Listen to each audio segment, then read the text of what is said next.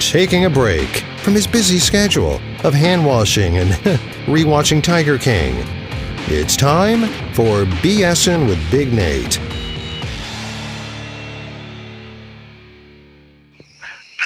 Welcome into another edition of BSing with Big Nate. Of course, everyone's going a little stir crazy. Music's changed. What we've had to do to connect with people has changed. So I started this handy dandy series, and today joined by Sam, drummer from My Kid Brother. How you doing, Sam? All good, Nate. How's it going, man? Can't complain. Getting adaptive, getting a little creative, having fun, talking to musicians and whatnot. So it's definitely been an interesting change of pace. But you guys have had a hell of a year so far, and it's been intriguing to watch everything play out and how everything shifted on you. I'm going to start with a little bit of backstory. My introduction to Kid Brother was Kid Brother at the time. You guys entered our Next to Rock competition, and then later that summer, I believe it was, I saw you guys at Floyd Fest. Both times, hell of a show, a lot of energy. Now you guys are carrying on as My Kid Brother. So I want to start with that. What was the genesis of the change there? Yeah, so at those points, we were still independent and doing everything on our own, just kind of winging it like every band does, figuring out as we go along. We actually were fortunate enough to sign a record deal with Fearless Records, who's part of Concord's musical group. So once we got the ball rolling with them, we were advised. It's not a very exciting story, but basically there are a whole bunch of other Kid Brothers out there. There's a punk group in London. There's a rapper in South Dakota, a folk duo in Utah. I mean, they're just Kid Brothers everywhere. So we were advised that we needed to tweak that name a little bit. So we wanted to keep it personal and still, like, there's meaning behind the name. Like, it is a very personal thing, and it was very hard for us to change. But simple enough as adding a "my" in front of it still kind of kept the background of where we came up with that name and tweaked it enough to where legal said we're all good and we're not going to get sued. So worked out. I want to circle back to that, but you mentioned there's a lot of meaning to the name Kid Brother and moving on to My Kid Brother. What's the meaning behind that? Yeah, so the band is really the brainchild of Christian's. Christian's our lead singer, frontman, guitar player. He writes most of the music. When we first started out, he wrote all the music. And that whole first record we put out, Baltimore Street Rat, was all the meaning. The songs on that whole album were all really about his childhood and his upbringing, and he had a bit of a rough one. So his sister and him have a really tight bond, and she's older than him, so she always referred to him as her kid brother.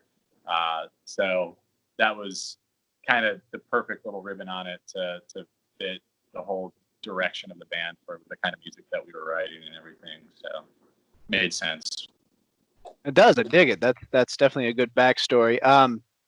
So moving on to the name change and signing with Fearless Records. How did that all come about? Yeah, so we were just kind of like, around. The Next to Rock thing that we did with you guys. We entered another competition for songwriting called Unsigned Only, and we ended up winning the rock and roll category for that competition. And they actually hooked us up by introducing us to a lot of different people in the industry, just as part of the prize package for winning that thing. And it was kind of through the grapevine. Like, we met some guy that runs a radio station in Texas, and he really liked our music. So he asked if it was okay for him to pass our stuff along to Andy Soraya, who is the president of Razor and Tie and Fearless. And Andy hit me up and said that, he loves the record. He wanted to know if it was cool for him to fly out and see us play live to see if we can do it both on the record and live. So he flew out and saw us play in DC and offered us a record deal that night. And it took some time after that. Those things are not quick. All the paperwork and negotiating and all that kind of stuff, all the boring parts. But yeah, it just kind of like this fluke thing. I don't even think I told the other guys in the band that I had entered us into that songwriting competition. And I didn't really think of it after I did it. I just paid the $15 just like everybody does and sent it in. And it's just all these like little chance reactions to these decisions that we make that have led us in the right direction. I'm sure it earned you a lot of positive karma with the rest of the band and with the universe, as it were. Yeah. So that, I mean, obviously you're with Fearless Records now. So far, you've got 3 singles out, correct? Native Tongue, Daydreams, and Pastels. Yeah, and it's kind of a bummer. So the first record I was talking about, Baltimore Street Rat, that's gone. They purchased that, and we will be re-releasing all those songs. But we kind of just did a fresh start. Like, we're a new band called My Kid Brother instead of the old band Kid Brother. So all of Kid Brother's songs are gone. And but like Pastels, that's going to be on the EP from these singles that we've been releasing. Pastels is from the first record. It's just kind of rehashed and reimagined. So we're going to do that for most, if not all, of the songs from that first record. So what's the process been so far? You guys, I mean, obviously right now there's not a whole lot that can be done recording wise, but yeah, when everything started to shut down, where were you guys at in your progress? And it hurt. So we were scheduled in February or January. I don't know. Early 2020, we were scheduled to go on tour with Angels and Airwaves. And Tom DeLonge got like laryngitis or something, so they postponed those dates to May. And we're set to be on those shows with them in May. And now COVID-19 is going on, so all those dates are canceled. We had other tours in the works that we were very excited about, some festival things, which might still happen, but our fingers are crossed, but not super optimistic. So yeah, we were kind of in this like, cool, we just signed a deal. It took a long time, like I said, to like kind of work out all the paperwork with them and all the negotiating. So once we finally announced like, cool, we just launched a Fearless. Now everything's put on hold because everyone's quarantining. We can't play live shows. We can't get back into the studio. We're still super active. I mean, we all live together, so we're quarantining together for the most part. So like we're still able to play music and goof around together and just put out weird content of us just being bored and getting stuff to do together. But yeah, it's not quite the track we were on at the moment. We thought this was going to be the time that we were out on the road playing a bunch of shows and getting out there. I mean, you guys have, like you said, you live together, so you have a unique scenario. You guys have done a pretty good job of getting out there and still doing stuff. You've taken over Fearless's Instagram page. You've done stuff for Alternative Press. Like you guys are still getting out there. So what's on the agenda coming forward? Any more tricks up your sleeve like that? Yeah, more of that kind of stuff. We're just having fun with it. I mean, when we're talking about what we can do to keep active, it's just us doing the stuff that we like to do personally. So like we're cooking a lot together. We might like put out some goofy cooking videos. We've been working on new merch and things like that.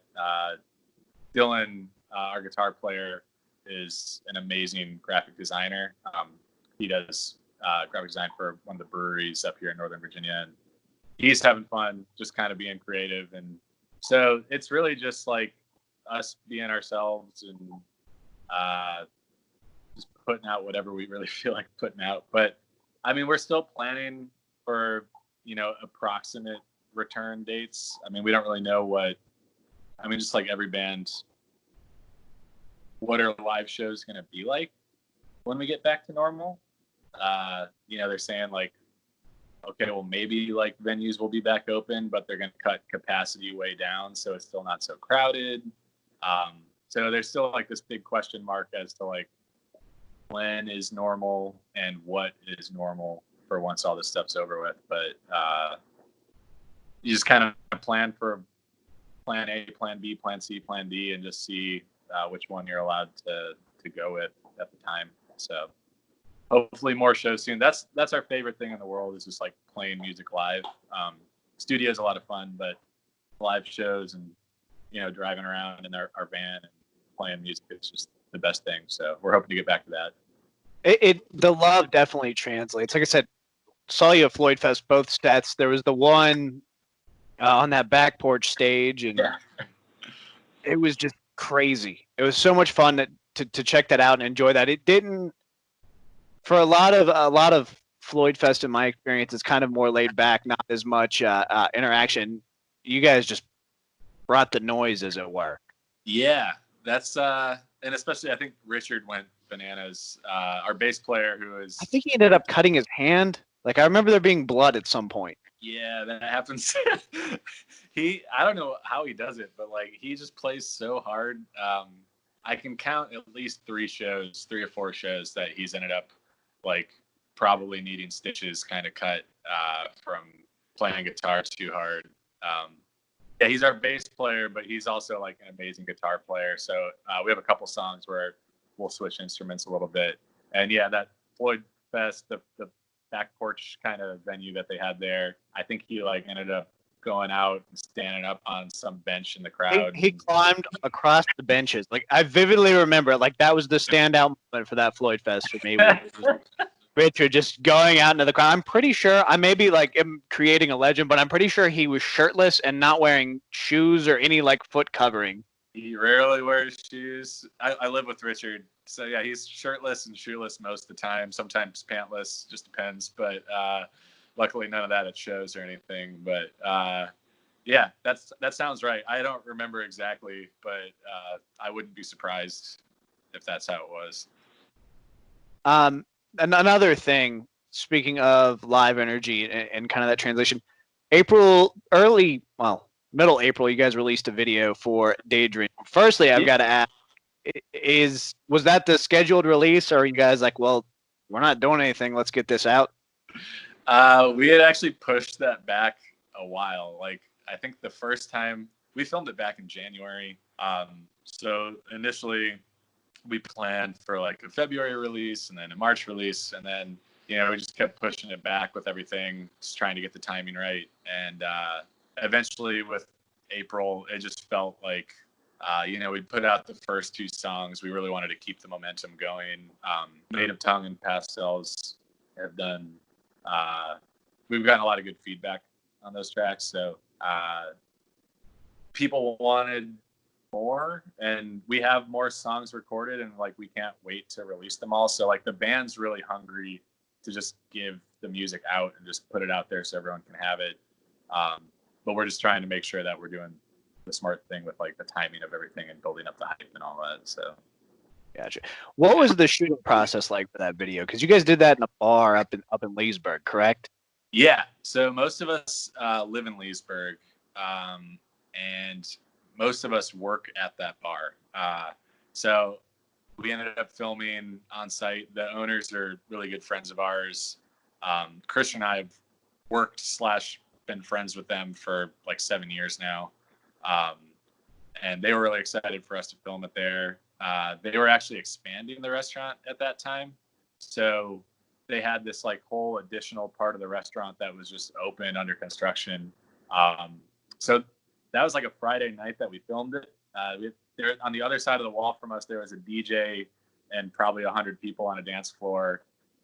Surprisingly, they couldn't hear us playing over the DJ music, but yeah, we just invited like all of our friends, and a lot of people showed up to be in the video, and we just kind of had a big party and played music and filmed the thing. So, but the film crew was awesome. It turned out like so much better than any of us could have imagined. We're really happy with it. So yeah, it's very vibrant. It's very, I mean, It's high energy. It kind Yeah. of captures that feel of just a random small venue punk show, and it very well captured that. And I'm a huge fan of the video. Awesome. My That's of course over on their Facebook page if you haven't checked it out. Speaking of their Facebook page, you guys, middle April again. You guys staying busy. Posted a sign up sheet for Take Care of Everyone 2020. So What's that all about? it's a take care of each other campaign, and it's really just like, I don't know. I mean, since day one, like we've really tried to like be active in our community and everything. And Christian, I think it's like every other weekend he's working at like the food drive up in Ashburn, Virginia, and we've done a bunch of shows for a couple different suicide prevention charities and things like that. So like, I don't know. We've always thought it was like important. I mean, we're not like a big band or anything, but like we've got like some traction out here. So like, we feel like it's important to try and do our part to give back to everyone that's put us in the position to be able to even do that in the first place. So especially during, coronavirus, COVID-19, we're trying to just kind of put something out there for people to support each other and kind of pay it forward. So, we've got some surprises coming up soon with that campaign. But at this phase of it, we're encouraging everyone, if you go to like our Instagram page or Facebook, we're encouraging people to make these take care of each other. I've got a symbol that we designed, posters, or I mean, some people have made it out of dough. Like you can make whatever you want to do, and just kind of create this image, share it to kind of get the message out there. And then we're going to kind of launch the next phase of it soon. But the whole thing is just kind of paying it forward, making sure that your neighbors and your friends and your families, everybody's okay and everyone's being checked on and just taking care of each other. That's what I like to hear. So where can they find My Kid Brother music? Everywhere. Pandora, Spotify, Apple Music, YouTube. I think we're on pretty much every platform.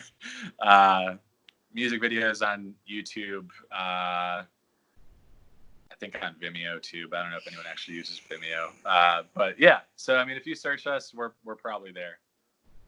They are pretty easy to find. I'm talking to Sam from My Kid Brother. Give him some love on Facebook, Instagram. Are you guys on Twitter? Yeah. I've not gotten into Twitter. I'm real bad with Twitter. Me too. I can promise you I'm not the one handling our Twitter account, but I know we're there. So we've got some stuff going on there as well. Excellent. Video for Daydreams out now. Of course, they've got the 3 singles, Pastels and Native Tongue. Definitely worth checking out. What are you listening to? Not My Kid Brother, obviously. Yeah. I just found this new band. I don't know if they're new or not, but they're new to me. The Rex. I've been really into this song, I think called Freaking Out, that I've been obsessed with lately. Mike Snow, the song called Genghis Khan, which actually, go watch the music video for Genghis Khan by Mike Snow. It's pretty amazing.